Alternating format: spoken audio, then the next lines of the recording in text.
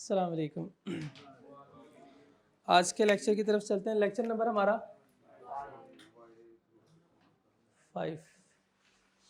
4 दिन खूब याशी किया आप लोगों ने, है ना। 4 दिन कुछ भी नहीं पढ़ा हमने, बहुत थोड़ा सा पढ़ा है। ठीक है, कल के लेक्चर में क्या पढ़ा था हमने? किसी को याद हो? हाँ, वॉइस लॉ ऑफ डिमांड पढ़ा था हमने। लॉ ऑफ डिमांड कौन डिफाइन करेगा? Law of demand second last row. मोहतरम आप लॉ ऑफ डिमांड को यस यू कैसे डिफाइन करेंगे? अब बैठे रहें। जब प्राइस बढ़ेगी तो कम होगी, और जब प्राइस कम होगी तो assuming other factors remains constant. Ceteris paribus का लफ्ज लिखा हुआ था ना, उसका मतलब क्या है कि नॉन प्राइस डिटरमिनेंट सारे फिक्स्ड होने चाहिए, कांस्टेंट होने चाहिए, सेम होने चाहिए, अनचेंज्ड होने चाहिए। ऐसे ही था। टेबल भी याद है, एक आसान टेबल 1 2 3 4 5 5 3 5 4 3 2 1 मैंने दिया, और एक ग्राफ था, और ग्राफिकल रिप्रेजेंटेशन आपने देखी थी। डिमांड कर्व का स्लोप अपवर्ड होता है, स्ट्रेट लाइन होता है, डाउनवर्ड होता है? Downward slope. रीजन क्या है डाउनवर्ड स्लोप की?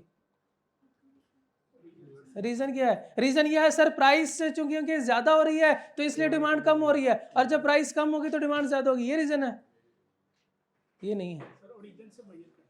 मैयर तो रीजन से करना होता है, मैंने ये नहीं पूछा। मेरा सवाल है डाउनवर्ड स्लोप की रीजन क्या है? तो उसकी 2 रीजन्स हमने पढ़ी थी। 2 रीजन कौन सी थी? एक इनकम इफेक्ट और दूसरी रीजन सब्स्टिट्यूशन इफेक्ट। एक इनकम इफेक्ट और दूसरी सब्स्टिट्यूशन। और मैंने आपको बताया था कि जब इनकम बढ़ती है तो आपकी परचेजिंग पावर बढ़ जाती है। प्राइस उतनी ही है, लेकिन आपकी इनकम बढ़ने से आपकी परचेजिंग पावर बढ़ गई। आप अब उससे ज्यादा चीजें डिमांड कर सकते हैं। जितने पहले आप चीजें डिमांड करे थे उससे ज्यादा डिमांड कर सकते हैं। ऐसा ही है ना? तो आपकी डिमांड क्या हो गई? बढ़ गई। सब्स्टिट्यूट की प्राइस कम हो गई। सब्स्टिट्यूट की जब प्राइस कम होगी तो अपनी डिमांड भी बढ़ जाएगी। और जो सब्स्टिट्यूट गुड्स है, जो दूसरी गुड्स है, क्योंकि उसकी प्राइस ज्यादा है, उसकी डिमांड कम हो जाएगी। जब उसकी डिमांड कम होगी तो ये उसके कंज्यूमर किधर शिफ्ट होंगे? वो किधर जाएंगे? हाँ, सब्स्टिट्यूट गुड की तरफ शिफ्ट हो जाएंगे। और जब वो सब्स्टिट्यूट पे शिफ्ट करेंगे तो सब्स्टिट्यूट की डिमांड बढ़ जाएगी। ठीक है, ये 2 रीजन हमने पढ़ी थी। और इसके अलावा हमने पढ़ा था limitations of the law of demand. नहीं याद? कल आप नहीं थे। इन्ना लिल्लाहि व इन्ना इलैहि राजिऊन। क्या करें फिर? लिमिटेशंस क्या करें? कैसे करेंगे फिर? सर दोबारा पढ़ा दें। शाबाश, दोबारा पढ़ा दें। ये नहीं कल आपका दोस्त नहीं होगा, फिर मैं वो दोबारा ये आज वाला पढ़ाऊंगा, फिर तो हम चैप्टर 2 ही पढ़ते रहेंगे 4 महीने।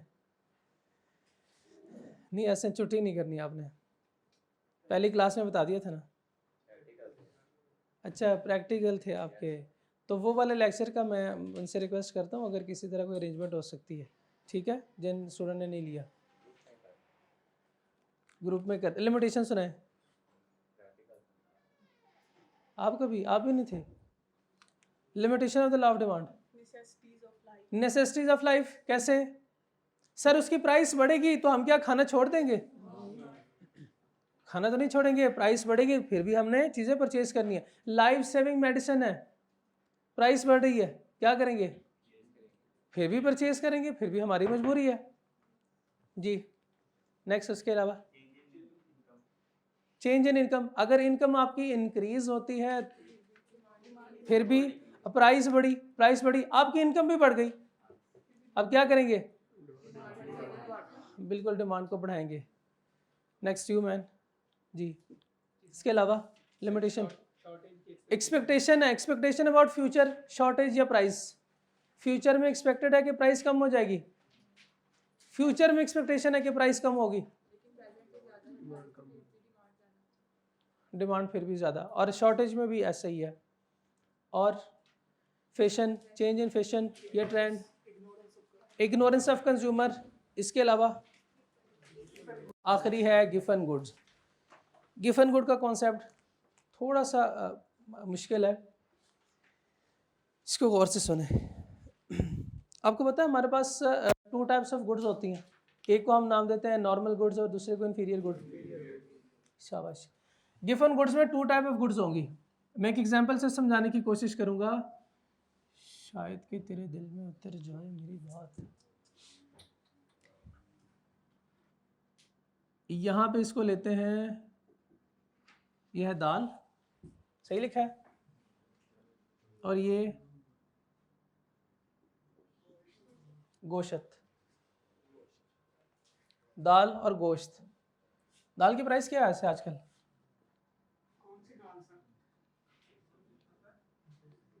₹200 पर केजी अज्यूम। और ये गोश्त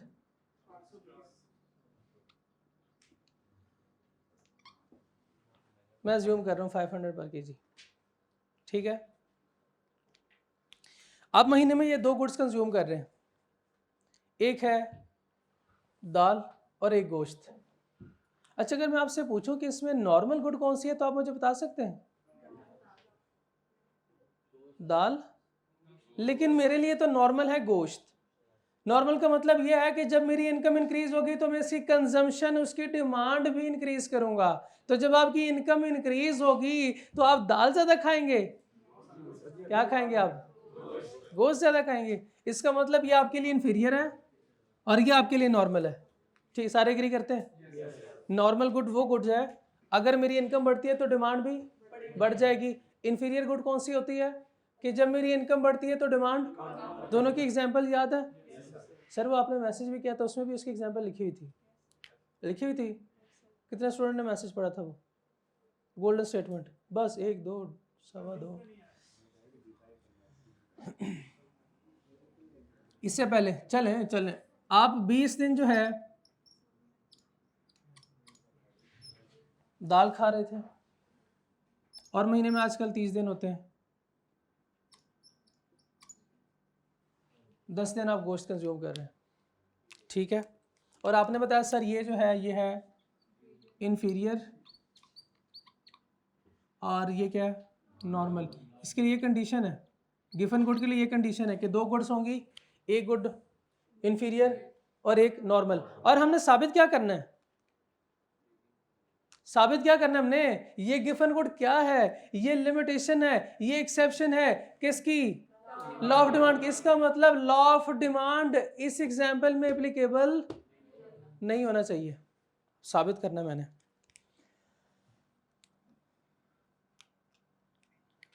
मुझे बताएं, जब किसी भी चीज की प्राइस बढ़ती है तो डिमांड पे क्या फर्क पड़ता है? डिमांड कम होती है। अपने बात पे रहिएगा, डिमांड कम होगी। जब प्राइस बढ़ेगी तो डिमांड, प्राइस इसकी बढ़ गई, दाल की प्राइस बढ़ के हो गई 250। डिमांड क्या होनी चाहिए? डिमांड कम होनी चाहिए। बिल्कुल ऐसा, डिमांड कम होनी चाहिए ना। इसकी प्राइस बढ़ी है तो इसकी डिमांड कम होनी चाहिए। ठीक है, मैं इसकी डिमांड कम कर रहा हूं क्योंकि मैं ये परचेज नहीं कर सकता, क्योंकि परचेजिंग पावर मेरी खत्म हो गई है। मुझे क्या करना चाहिए? सब्स्टिट्यूट की तरफ शिफ्ट करना चाहिए। ओए होए होए होए होए, सब्स्टिट्यूट तो उससे ज्यादा महंगी है, तो क्या करूं? दाल के डिमांड को बढ़ा के इसकी डिमांड कम ना कर दूं? इसकी डिमांड कम करूंगा तो मुझे बताएं, जब मैं 1 केजी को कम करूंगा तो मैं ये क्या 2 केजी परचेज नहीं कर सकता? कर सकता हूं ना। तो मुझे क्या करना चाहिए? आप बताएं मुझे क्या करना है? 30 दिन आपने पूरे करने, रोजे नहीं रखने। अब ये नहीं कहना सर रोजे रख लेंगे। जी बताएं, 8 दिन ये कर लूं?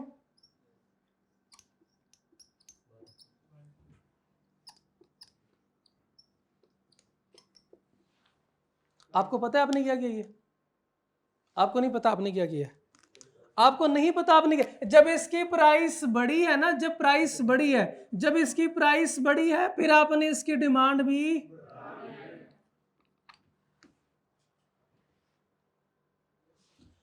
आपने पता क्या किया, इसका कुछ नहीं हुआ, आपने वैसे इसकी डिमांड कम कर दी, आपने वैसे इसकी डिमांड कम कर दी, इसकी प्राइस तो नहीं बढ़ी थी।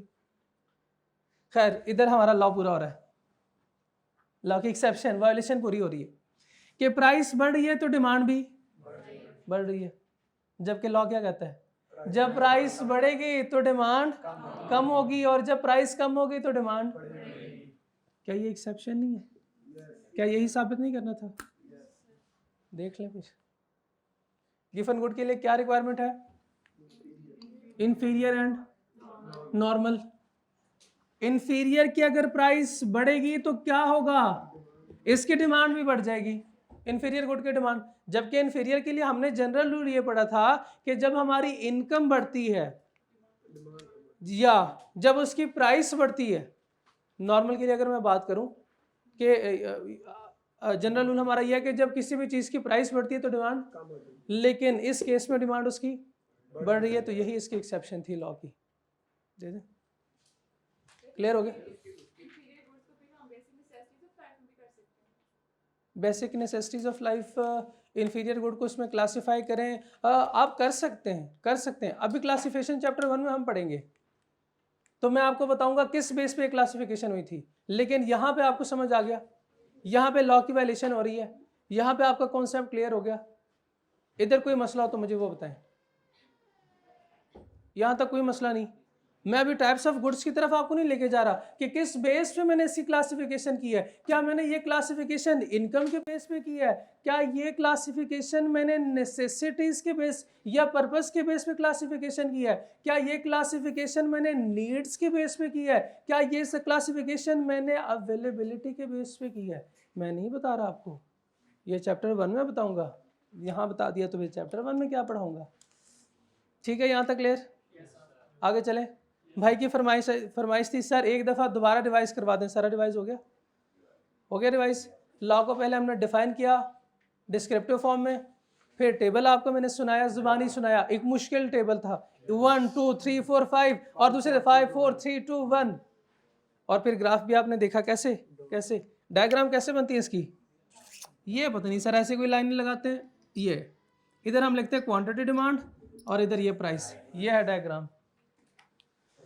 और इसके अलावा इसकी इंपॉर्टेंस प्लस प्रैक्टिकल इंपॉर्टेंस क्या थी, लॉ ऑफ डिमांड की प्राइस डिटर्मिनेशन। शाबाश, बिल्कुल प्राइस डिटर्मिनेशन। हाँ, डिसीजन मेकिंग फॉर प्रोड्यूसर और decision making by finance minister. इसके बाद लिमिटेशन थी जो आपने 1 बाय 1 देखी। यहाँ तक कोई कंफ्यूजन? ये तो कल वाला की है, अभी तक कर दें रेस, वो भी नोट नहीं करना, कर लें अगर आए में तो क्या करेंगे, रजिस्टर का साफ वापस लेके। यस, ये भी डिस्कस करते हैं। क्लियर हो गया ये? आपको असाइनमेंट भी मिली थी? कोई असाइनमेंट थी आपकी? कोई नहीं थी, कोई असाइनमेंट नहीं थी। इसका मतलब आपने व्हाट्सएप ग्रुप नहीं देखा, इसका मतलब आपने मेरा मैसेज नहीं देखा, इसका मतलब आप मुझे इग्नोर कर रहे हैं। हाँ,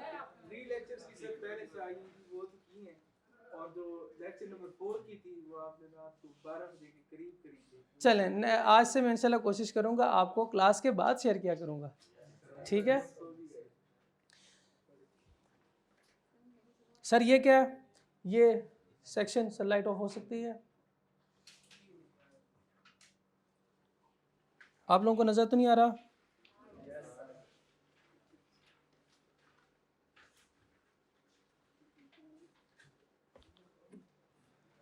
सर कैमरे में भी हमें नजर आ रहा है। यह है सेक्शन 2.1। ये क्या है? I cap book section. Sir I cap की बुक के रेफरेंस क्यों दिए मैं? अगर आप आई कैप की बुक से पढ़ना चाहें तो मेरी तरफ से इजाज़त है, पढ़ें, शौक से पढ़ें। पढ़ना है तो कहाँ पे जाएं, किस सेक्शन में जाएं, किस चैप्टर में जाएं? सेक्शन 2 ये चैप्टर होगा, ये सेक्शन 1, ये चैप्टर 2 होगा, चैप्टर 2 उधर भी होगा, ये सेक्शन होगा, ये फिर सब सेक्शन होगा। ठीक है, ये आपकी आसानी के लिए, ठीक है, ये आपकी आसानी के लिए मैंने आई कैप की बुक के रेफरेंस भी दे दिए हैं। आप उधर से भी पढ़ सकते हैं। ओके,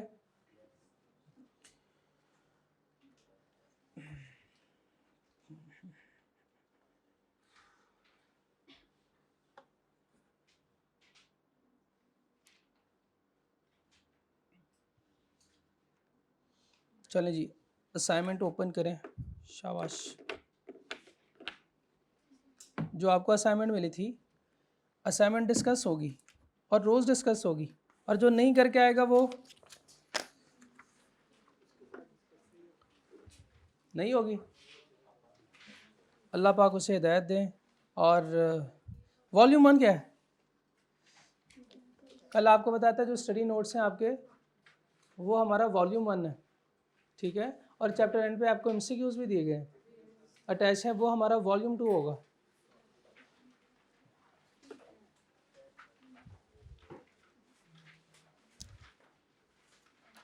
लर्निंग ऑब्जेक्टिव 1 एंड 2 के एमसीक्यूज है ये।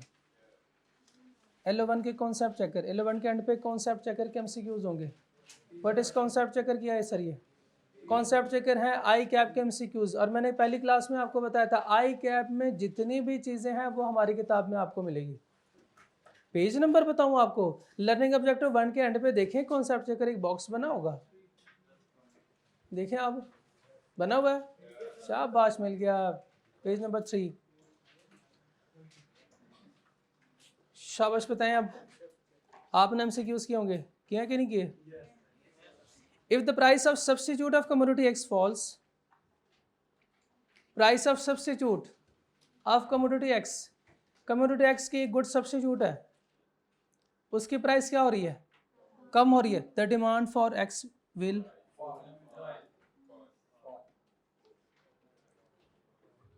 substitute of commodity X falls, price किसकी कम हो रही है? सब्स्टिट्यूट की। और ये है भी सब्स्टिट्यूट गुड्स। सब्स्टिट्यूट गुड के केस में आपको पता है कि a demand moves in opposite direction, opposite direction. जब इसकी प्राइस कम होगी तो इसकी अपनी डिमांड ज्यादा हो जाएगी, जब इसकी अपनी डिमांड बढ़ेगी तो सब्स्टिट्यूट की कम होगी, तो demand for X fall. Clear हो गया? Which one of the following is not complement to cars?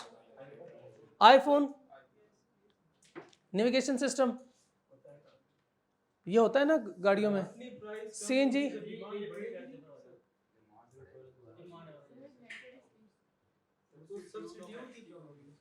If price of substitute of commodity X falls, price किसकी कम हो रही है? सब्स्टिट्यूट की प्राइस कम हो रही है, तो सब्स्टिट्यूट की डिमांड, सब्स्टिट्यूट की डिमांड ज्यादा हो जाएगी ना। सब्स्टिट्यूट की डिमांड ज्यादा नहीं आई, आप बात समझ नहीं आई? हाँ, इसका सब्स्टिट्यूट, इसका सब्स्टिट्यूट ये है एक गुड एक्स और गुड वाई। एक्स का सब्स्टिट्यूट, वाई की प्राइस क्या हो रही है? वाई की प्राइस कम हो रही है, तो कुमित्राना याद है, इसकी अपनी डिमांड, इसकी अपनी डिमांड बढ़ जाएगी। शाबाश, जब इसकी डिमांड बढ़ जाएगी, चूंकि ये दोनों गुड्स आपस में सब्स्टिट्यूट है, और सब्स्टिट्यूट के लिए हमें पता है कि demand moves in opposite direction, तो बताएं इसकी डिमांड। क्लियर? यस, बस यही है, आप पेपर में ये ना कीजिएगा। क्लियर? 2.30 नंबर है, और ये आई कैप की क्वेश्चन बैंक का, ये आई कैप की किताब का एमसीक्यूज होगा। एमसीक्यू नंबर 2.30, वो जब नंबरिंग करते हैं तो वो तरतीब नहीं रखते कि कौन से लर्निंग ऑब्जेक्टिव से रिलेट कर रहा है, ठीक है। ये हमने उठा के वहाँ से हर एक लर्निंग ऑब्जेक्टिव के आखिर में लगा दिए, ताकि हर लर्निंग ऑब्जेक्टिव के बाद आपकी प्रैक्टिस भी हो। Which of the following is not complement to cars? IPhone, ठीक है। A good having negative income effect, negative income effect किसे कहते हैं? नेगेटिव इनकम इफेक्ट कहते हैं कि जब आपकी इनकम इंक्रीज होगी तो उसकी डिमांड कम हो जाएगी। नॉर्मल गुड, नॉर्मल गुड की डेफिनेशन क्या है फिर सर? जब इनकम इंक्रीज, जब इनकम इंक्रीज, पब्लिक गुड्स तो है नहीं, ये तो पता नहीं क्या है, मेरिट गुड भी पता नहीं क्या है, inferior goods, yes, inferior good की डेफिनेशन है कि जब इनकम इंक्रीज तो उसकी डिमांड डिक्रीज।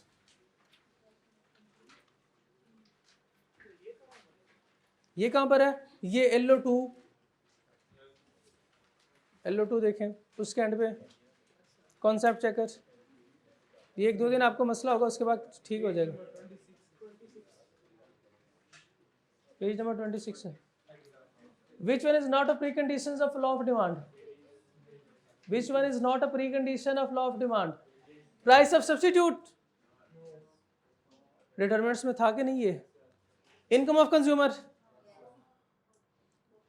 पॉपुलेशन और नंबर ऑफ बायर्स, ज्यादा तो डिमांड भी ज्यादा, वेजेस, वेज रेट, ठीक है, ये नहीं है। वेज का ताल्लुक किसके साथ होता है? आज की क्लास में बताऊंगा। Demand curve for normal goods is downward sloping to the right because of price effect, income effect, substitution effect. आपको पता है कि सब्स्टिट्यूशन और इनकम के पीछे प्राइस है, ऐसा ही है ना? क्योंकि प्राइस कम होती है तो सब्स्टिट्यूट लोग उसको उस पर शिफ्ट होते हैं। तो all of the above clear. ऊपर वाले का वेजेस।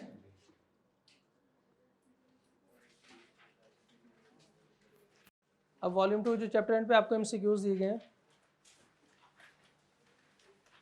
वो हम करेंगे।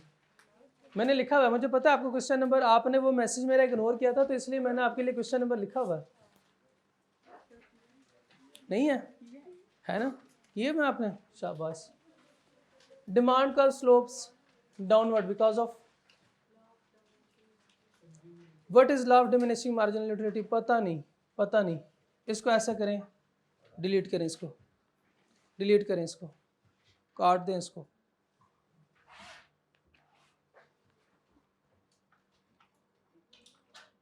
हाँ काट दें इसको, शाबाश, ठीक है। अब है आपका इम्तहान। If peas and beans are substitute of each other, मैं आपको डिफरेंट एंगल से वो कैसे ये कॉन्सेप्ट टेस्ट करता है सब्स्टिट्यूट और कॉम्प्लीमेंट का, ये मैं आपको बता चुका हूँ। If peas and beans, if A and B, if X and Y are substitute of each other, in increase in price of peas, इसकी प्राइस बढ़ रही है, increase in price of peas will, option को छोड़ें, गोली मारे ऑप्शन को, क्या लिखा मुझे नहीं पता, पीस को क्या है वो क्या है, मुझे तो सिर्फ इतना पता है, कि ए क्या है, पीज है, दूसरा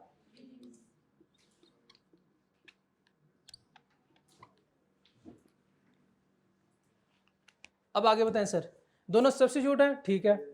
increase in price of piece,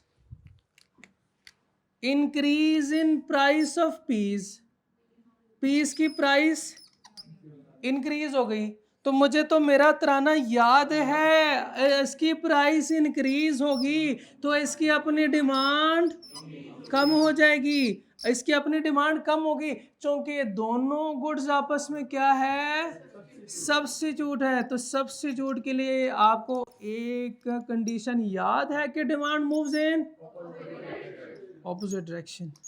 तो चलें जी, ऑपोजिट डायरेक्शन में इसको मूव करवाएं। डिमांड, किसी को कोई कंफ्यूजन? ये क्लियर हो गया? Demand increases, demand of beans increases. अब देखता हूं हो सकता है शायद ये हो ऑप्शन में, या शायद ये भी हो, ठीक है, देखते हैं option. Increase the quantity of beans demanded, increase the quantity of beans demanded, increase है ना ये, हाँ इंक्रीज, अभी तक ये ठीक है, आगे चल के देखते हैं। Increase the price of beans,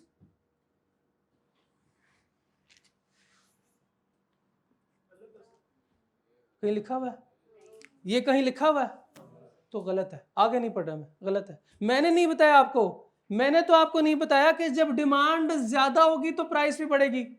demand का इफेक्ट तो मैंने प्राइस पे आपको बताया ही नहीं अभी तक, तो ये गलत है। Decrease the quantity of piece sold, decrease the quantity of piece sold, कम हो रही है क्वांटिटी, कम हो रही है, ये भी ठीक है, ये भी ठीक है। Option D, all of the above, all of the above. तो बी का क्या करें फिर? बी का क्या करें?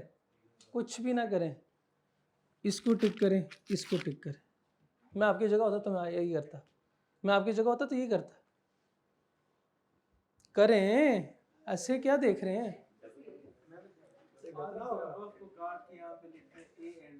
बिल्कुल भी नहीं, A and C.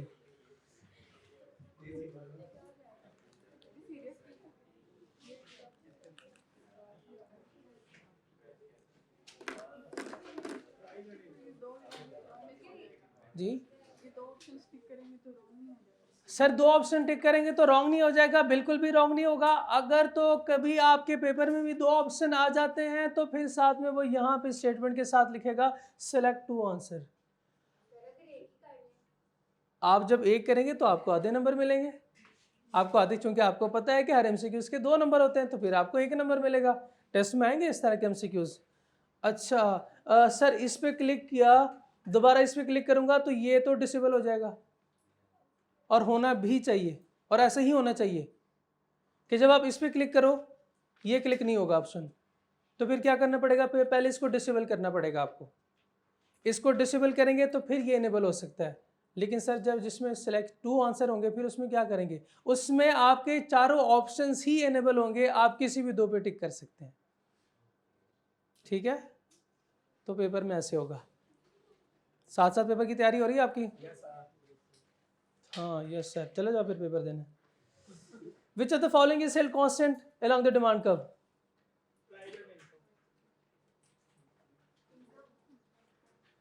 Price held constant. मर मर के थक गए हम। प्राइस बढ़ेगी तो डिमांड कम होगी, प्राइस कम होगी तो डिमांड बढ़ेगी। अच्छा, कांस्टेंट किस चीज को रखना है? प्राइस को रखें सर।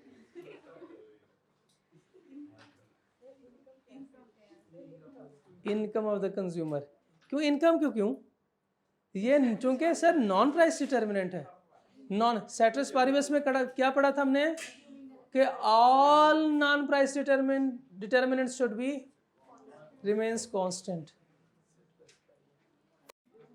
सर जो तो फिर क्वांटिटी भी है, क्वांटिटी तो डिमांड है, प्राइस और डिमांड का ही तो रिलेशनशिप है, लॉ ऑफ डिमांड। इनकम है, करेक्ट ऑप्शन क्या है? क्लियर तीनों? आगे चलें, बताएं जी। Demand curve in case of given good, positively slope.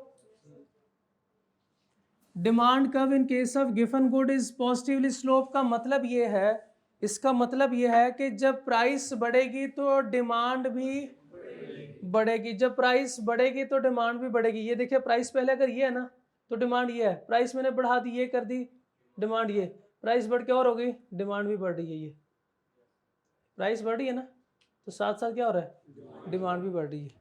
Clear?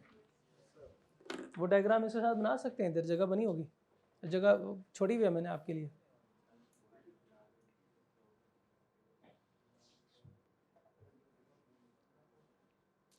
आगे चलें।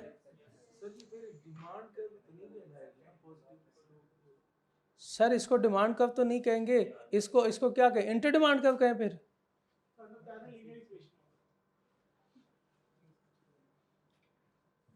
Normal good experience in increase in consumption, normal goods experience increase in consumption when real income का मैंने आपको बताया था ना कल, what is real income? Real income increases. Ceteris paribus का मतलब other thing being equal. Next आगे 16, रियल इनकम क्या है? कल के लेक्चर में थे, हाँ कल का लेक्चर सुन लीजिएगा। किसका?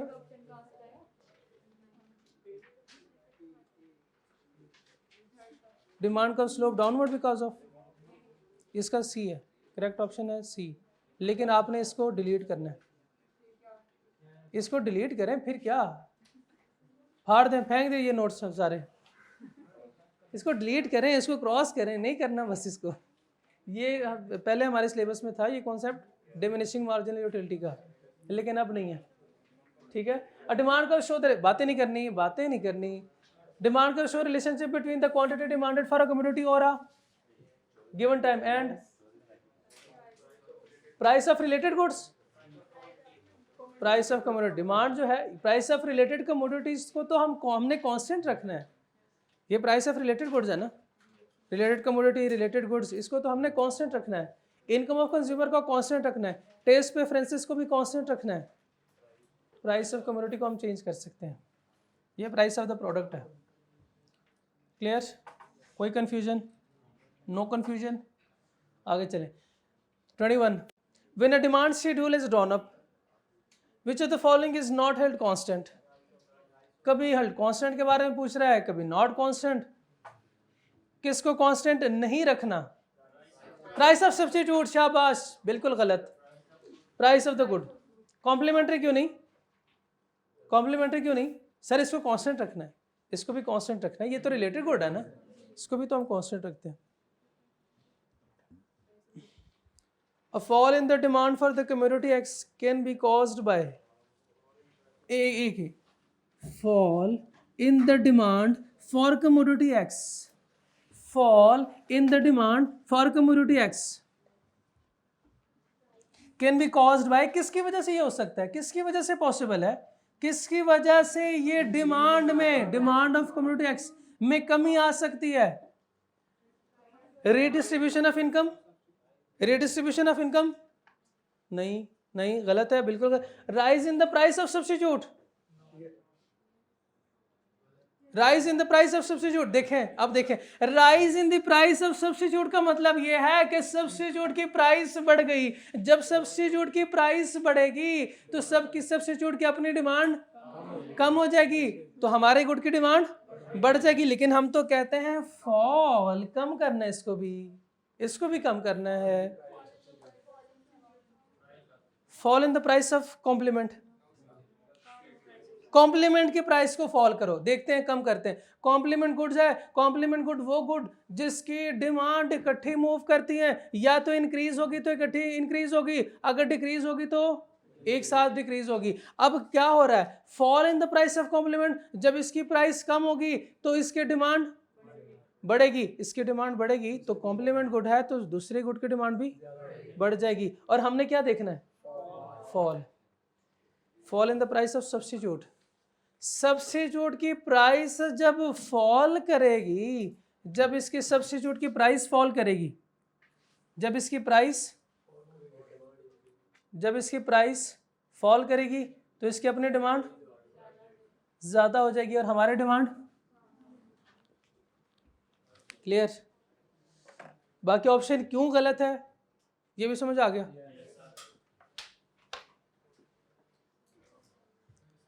As the price of airline ticket increases, airline ticket जो है वो एक गुड है, एक कमोडिटी है, एक प्रोडक्ट है, इसकी प्राइस इंक्रीज हो रही है। प्राइस इंक्रीज होगी तो क्या होगा देखते हैं। Supply of airline ticket decreases, ये तो हमने पढ़ा ही नहीं, पता नहीं सर क्या चीज़ है। Quantity of ticket supplied decreases, पता नहीं क्या चीज़ है, हमने नहीं पढ़ा हुआ। क्वांटिटी सप्लाइड का तो अभी कभी जिक्र ही नहीं हुआ। Demand for the airline ticket increases, क्यों नो सर? प्राइस क्या हुई है? प्राइस बढ़ी है तो डिमांड भी तो बढ़नी चाहिए, नहीं, डिमांड कम होनी चाहिए।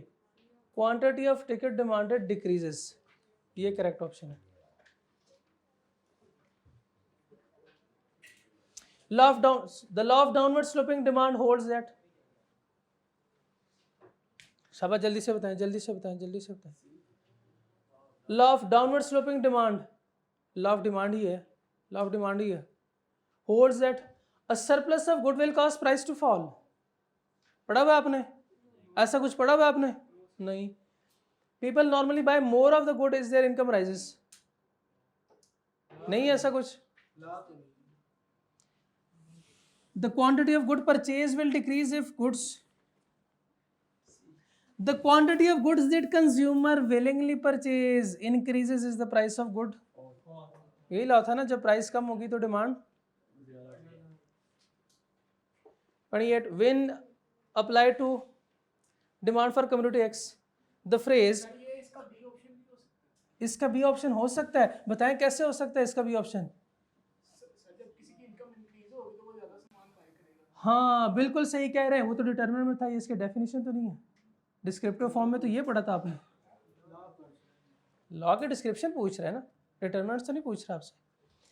When applied to the demand for commodity X, the phrase other things equal or other thing remains constant, इसका मतलब है. नहीं पढ़ा अब आपने, अभी पढ़ा है आपने. अच्छा बताएं फिर. नन कैसे. हाँ ठीक. नेक्स्ट, ये करेक्ट है. ये मजे का एमसीक्यू है. 29. मैं आपसे पूछूंगा, if IBM and Compaq computer are substitute, दोनों आपस में क्या है, एक दूसरे का सब्स्टिट्यूट. A decrease in the price of IBM PCs will cause. ये दो गुड्स क्या है आपस में, सब्स्टिट्यूट है. प्राइस किसकी कम हो रही है, IBM की अपनी डिमांड और इसकी demand. Increase in demand for compact computers, इसकी डिमांड कम हो रही थी ना, ये लिखा हुआ increase in demand. Increase in supply दोनों छोड़ दें. अच्छा एक तरीका पता क्या होता है, एक तरीका ये होता है, जब आप कंपटीशन में होते हैं, या तो साथ वाले को ना खुद हिम्मत करें उसको हराएं, या फिर साथ वाले को क्या करें, गेम से आउट करें. आप अकेले रह जाएंगे, फिर आप ही विनर हैं. तो इसी तरह जब आपके पास 4 MCQ है, 4 ऑप्शन है, 2 ऑप्शन तो रूल आउट हो गई हैं. क्यों, क्योंकि सप्लाई का कॉन्सेप्ट है जो कि एप्लीकेबल नहीं है यहाँ पे.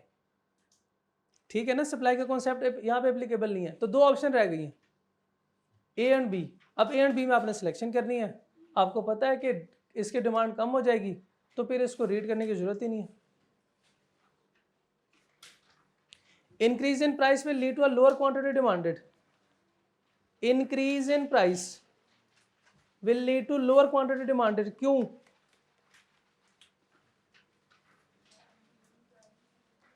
प्राइस बढ़ रही है, इसकी क्वांटिटी कम हो जाएगी, क्वांटिटी डिमांडेड यानी डिमांड इसकी कम हो जाएगी. क्यों कम होगी, इसकी डिमांड क्यों कम होगी, डिमांड इसकी कम, क्योंकि supplier will supply only the smaller amount. Some individual will no longer purchase the goods. इनकी परचेजिंग पावर कम हो जाएगी. Individual purchase less of the goods. Price बढ़ेगी तो डिमांड कम हो जाएगी. तो करेक्ट ऑप्शन है B and C. According to law of demand, intersection of demand and supply establish the market equilibrium point.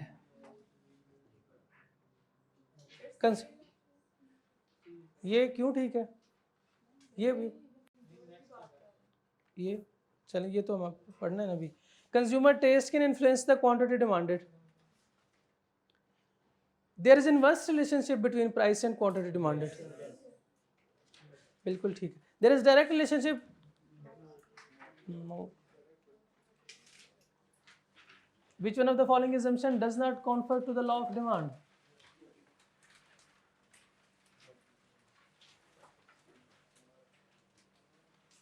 Which of the following assumptions में से पूछ रहा है, assumption does not confer to the law of demand. There is no change in the income of consumer. बिल्कुल change नहीं होनी चाहिए income. No substitute for the good. Substitute अगर है तो सब्स्टिट्यूट की तरफ शिफ्ट कर जाएंगे फिर वो. Size of population is stable. ये तीनों का मतलब ये है कि ये 3 non price determinant should remain stable, should remain unchanged. तो ये तीनों अनचेंज है ना. The price of related goods are unstable. Price unstable होने चाहिए, और प्राइस अनस्टेबल होगी तो फिर डिमांड चेंज होगी ना. जी कोई सवाल. रिलेटेड गुड्स है ना sir, the price of related goods are unstable. Oh yes yes, हाँ बिल्कुल डज नॉट है, नॉट लिखा हुआ है. The price of related goods are unstable, नहीं ये स्टेबल होनी चाहिए, रिलेटेड गुड्स है तो ये स्टेबल होनी चाहिए। क्लियर हो गया? नहीं आया समझिए, एक्सप्लेन कर दी सर। वो कह रहा है कि which of the following assumptions में से नीचे दिए गए इजम्पशन में does not confer to the law of demand. Law of demand क्या कहता है कि प्राइस चेंज होगी तो डिमांड चेंज होगी, assuming other factors remains constant, other non price determinant should remain constant. क्या आप मुझे बता सकते हैं कि ये नॉन प्राइस डिटर्मिनेंट है? इनकम, क्या ये नॉन प्राइस डिटर्मिनेंट है? क्या ये नॉन प्राइस डिटर्मिनेंट है? रिलेटेड गुड्स है ना, रिलेटेड गुड्स है, कॉम्प्लीमेंट और सब्स्टिट्यूट दोनों नॉन प्राइस डिटर्मिनेंट है। और पॉपुलेशन ये भी नॉन प्राइस डिटर्मिनेंट है। तो एजम्पशन सारी आ गई हैं। अब वो कहता है कि कौन सी दिए गए एजम्पशन में से एक एजम्पशन ऐसी होगी जिसकी वजह से लॉ ऑफ डिमांड पूरा नहीं होगा। There is no change in the income of consumer, बिल्कुल ऐसा होना चाहिए, इनकम ऑफ कंज्यूमर चेंज नहीं होनी चाहिए, यही तो पढ़ा था हमने। सब्स्टिट्यूट गुड्स भी नहीं होनी चाहिए। सब्स्टिट्यूट गुड्स क्यों नहीं होनी चाहिए? सब्स्टिट्यूट गुड्स क्यों नहीं होनी चाहिए? अगर सब्स्टिट्यूट गुड होगी ना सर, इधर अगर सब्स्टिट्यूट गुड इधर होगी, इधर देखें, सब्स्टिट्यूट गुड इधर होगी, कोक प्राइस, कोक की प्राइस जब कम होगी, कोक की प्राइस जब बढ़ेगी और दूसरे की डिमांड, फिर तो लोग इधर आ जाएंगे, फिर तो लोग इधर आ जाएंगे। इसलिए वो कहता है क्योंकि प्राइस ये तो फिर प्राइस की वजह से ना हुआ, ये रिलेशनशिप प्राइस की वजह से तो ना हुआ, ये तो सब्स्टिट्यूट की अवेलेबिलिटी की वजह से हुआ ना। लेकिन लॉ क्या कहता है कि प्राइस और क्वांटिटी डिमांडेड ये रिलेशनशिप है, और लॉ ऑफ डिमांड ये डिस्कस करता है। लॉ ऑफ डिमांड ये डिस्कस नहीं करता कि relationship between substitute goods and quantity demand, बल्कि क्या करता है, price and quantity demand. Size of operation stable होनी चाहिए। अगर अनस्टेबल होगी और आपसे कोई पूछे तो आप कहेंगे ये प्राइस की वजह से थोड़ी हुआ है, ये तो पॉपुलेशन ज़्यादा हुई है, नंबर ऑफ बायर है, इसकी वजह से ये डिमांड क्रिएट हुई है। डिमांड का slope downward due to income and substitution effect.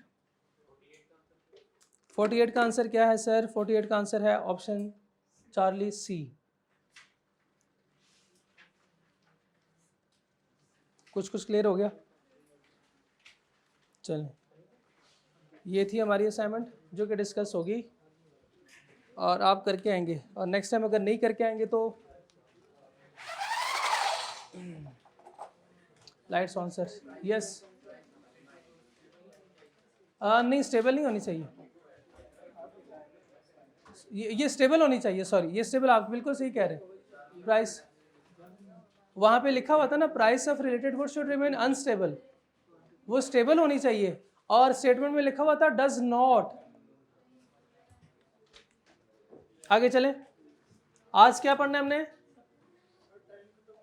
Time नहीं खत्म हुआ, कहाँ खत्म हुआ है, अभी तो 5 मिनट है, और 4-5 मिनट हमने लेट भी शुरू किया था, तो 4-5 मिनट सर ऊपर लेके जा सकते हैं, आपकी इजाज़त है तो फिर आपकी भी इजाज़त है। अच्छा, जब मैंने आपसे हम डिमांड डिस्कस कर रहे थे तो मैंने आपसे कहा था कि डिमांड किसकी तरफ से क्रिएट होती है, और मार्केट में कितने बंदे होते हैं? 2, कौन कौन से? बायर और सेलर, बायर और सेलर। तो डिमांड की कहानी आज ख़त्म हो गई। अब आप जूते पहने सप्लायर के, अब आपने सप्लायर के जूते पहनने, अब आपने सप्लायर के पॉइंट ऑफ व्यू से सोचना है। अब आपने अगर कोई चीज़ परचेज करनी है ना, तब आप बायर थे, अब आप क्या करेंगे? बेचेंगे। अब आप चीज़ें बेचेंगे, अब आप चीज़ें सेल करेंगे। मुझे बताएं, जब आप कंज्यूमर थे, जब आप ख़रीदने वाले थे, आप क्या चाहते थे कि प्राइस क्या हो? कम से कम हो। लेकिन जब आप सप्लायर होंगे तो मुझे बताएं फिर क्या होगा? ज़्यादा से ज़्यादा हो, प्राइस ज़्यादा से ज़्यादा हो। बिल्कुल ऐसा ही है। सप्लाई के डेफिनेशन कोई मुश्किल नहीं है, कोई मुश्किल नहीं। ये तस्वीर का दूसरा रुख है, ये डिमांड के बिल्कुल ऑपोजिट है। वहां पे हमने पढ़ा था डिमांड को कैसे डिफाइन किया था? Quantity of goods which buyers are willing and able to buy at different price level. इधर क्या कहूँगा, देखिए देखने की जरूरत नहीं है, किताब देखने की बिल्कुल जरूरत नहीं है। क्वांटिटी ऑफ गुड्स, चले मुझे लिखवाएं शाबाश। Quantity of goods quantity of goods which seller भी लिख सकते हैं, सप्लायर भी लिख सकते हैं, प्रोड्यूसर भी लिख सकते हैं। विच सेलर्स आर विलिंग, पहले विलिंग आना चाहिए, and able to buy, able to sell at different price level. बहुत मुश्किल डेफिनेशन थी ना? यस कहने वाले ने मुझे लगता है डिमांड का डेफिनेशन याद नहीं की, इसलिए उनके लिए मुश्किल है।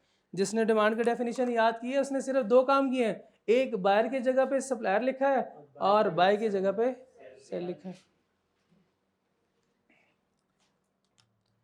मुझे बताएं, क्या ये जो सप्लाई है, जैसे मैंने आपसे डिमांड में पूछा था, क्या डिमांड थ्रू आउट इकोनॉमी हमेशा सेम रहेगी या चेंज भी हो सकती है? इसी तरह मेरा सप्लाई में भी आपसे वही सवाल है, क्या ये पूरे साल जो है वो सप्लाई सेम रहेगी या ये सप्लाई चेंज भी हो सकती है? ये सप्लाई चेंज भी हो सकती है, ये सप्लाई कभी इंक्रीज कभी डिक्रीज भी हो सकती है। इसके इंक्रीज डिक्रीज को हम क्या नाम देते हैं? हाँ, factors affecting supply, factors affecting, और फैक्टर्स, वो फैक्टर्स जो सप्लाई को इफेक्ट कर रहे होंगे, इसको हम नाम देते हैं डिटर्मिनेंट्स ऑफ सप्लाई। डिमांड में आपने पढ़ा था primary determinant, price of the product, और यहाँ पे भी हमारा सबसे बड़ा मसला वही है, प्राइस ऑफ द प्रोडक्ट। अब इस बार लेकिन कहानी कुछ और है। वहाँ पे आप चाहते थे प्राइस कम से कम हो तो डिमांड इंक्रीज करूंगा, इधर आप सप्लायर हैं तो आप क्या चाहेंगे? प्राइस ज्यादा से ज्यादा हो तो मैं ज्यादा सप्लाई करूंगा। बताएं जी, कॉन्सेप्ट कुछ भी नहीं, मैं किताब से नहीं पढ़ा रहा, मैं कुछ लिख भी नहीं रहा, आपको सब पता है। प्राइस अगर ज्यादा होगी सप्लाई, डिमांड नहीं पढ़ा रहा मैं, डिमांड कम होगी, चले जिसने भी बोला है।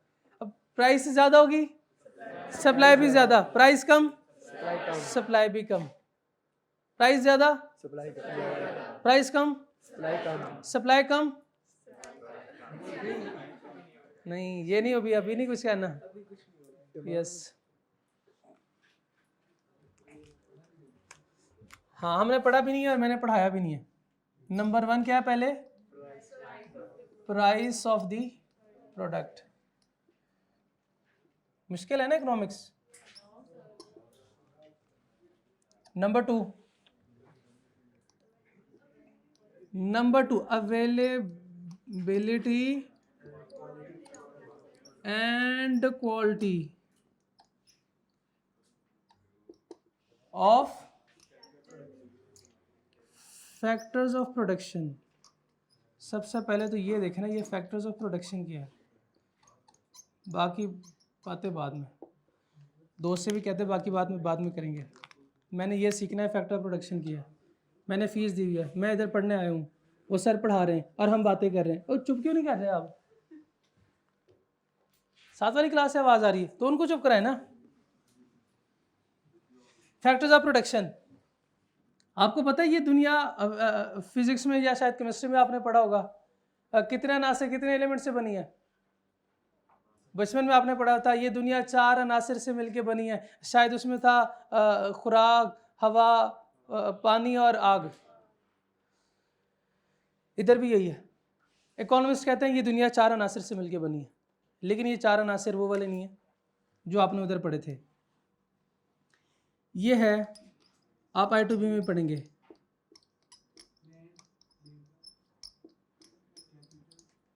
कैपिटल, बिल्कुल भी ऑर्गेनाइजेशन नहीं, एंटरप्रेन्योर,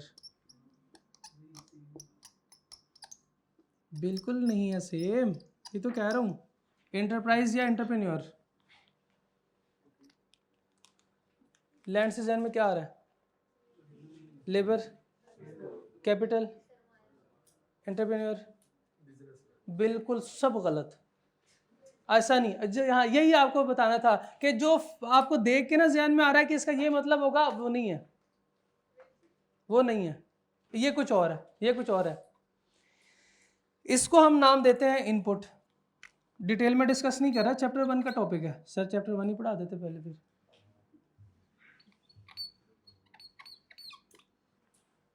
इसको हम नाम देते हैं इनपुट। इनपुट पता है क्या किसे कहते हैं? इनपुट किसे कहते हैं? अच्छा बस बताएं।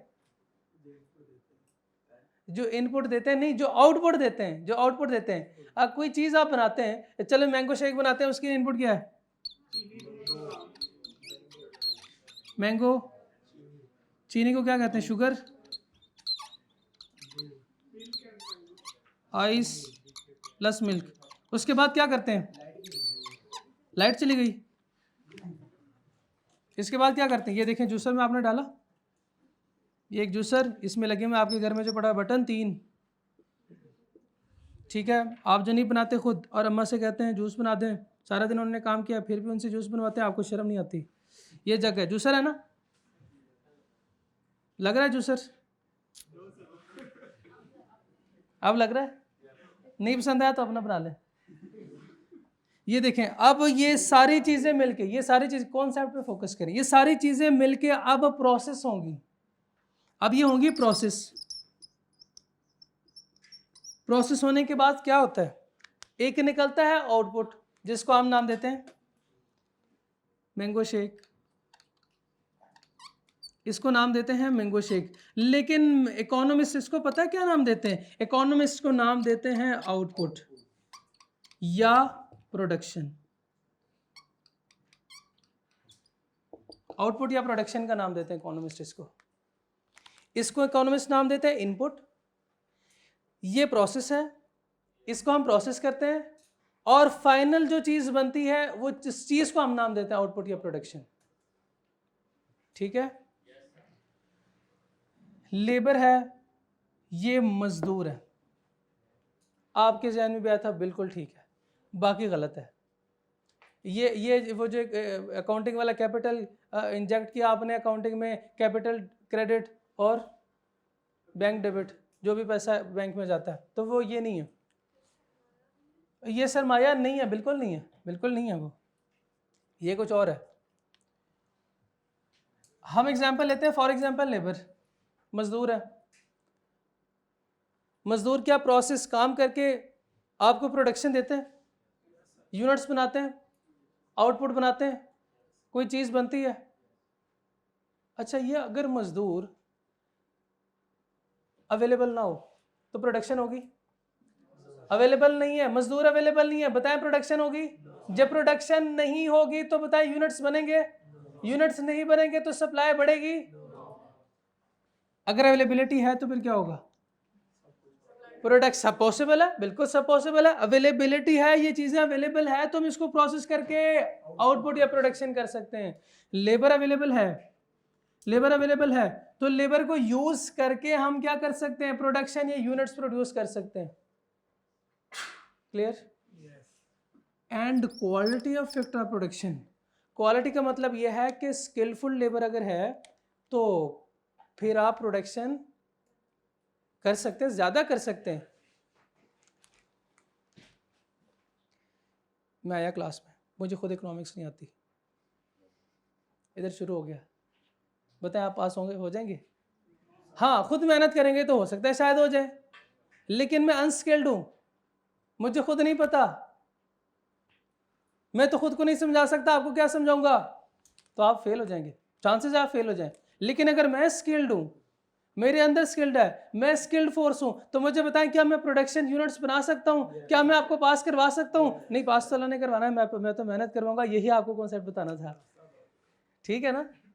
तो अगर तो हमारे पास क्वालिटी, अच्छी क्वालिटी की प्रोडक्शन यूनिट्स भी है या फैक्टर प्रोडक्शन भी है, यानी स्किलफुल लेबर है, तो फिर उसकी वजह से भी सप्लाई बढ़ सकती है और हम सप्लाई को बढ़ा सकते हैं।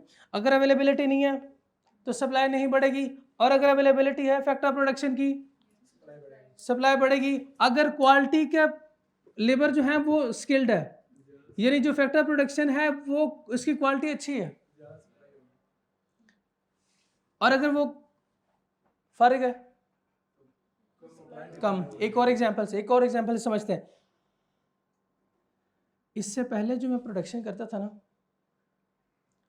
फॉर एग्जांपल मैं यूनिट्स बनाता था, मैं आईटी डिपार्टमेंट अगर एज्यूम करूं कि मैं उसमें था और मैं यूनिट्स बना रहा था और मैं मूवीज़ बना रहा था, या मैं जो है वो कोई और वीडियोस बना रहा था, उस वक्त जो मेरी स्पीड आ रही थी वो थी 2 MB, पुराने ज़माने की बात है।